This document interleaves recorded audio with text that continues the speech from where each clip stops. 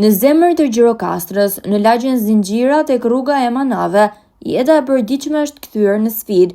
Mbeturina të shpërndara kudo, erë rënd, rrugë të amortizuara dhe balë që nuk lejon të ecësh. Familjet që jetojnë aty dihen të braktisura nga institucionet. Një ditë me rreshje, lagja përmbytet nga uji i dendur dhe balta, duke izoluar banorët dhe duke u bërë jetën të padurueshme.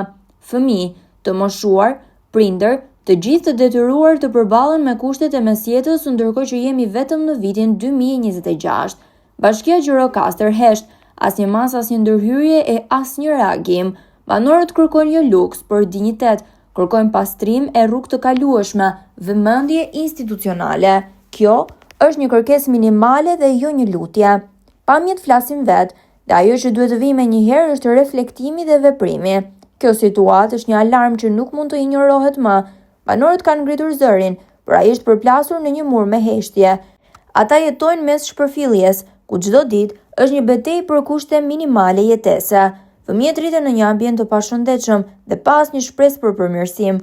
Është koha që autoritetet të zgjohen dhe t'i kthejnë qytetarëve të Zinxhirave dinjitetin e mohuar.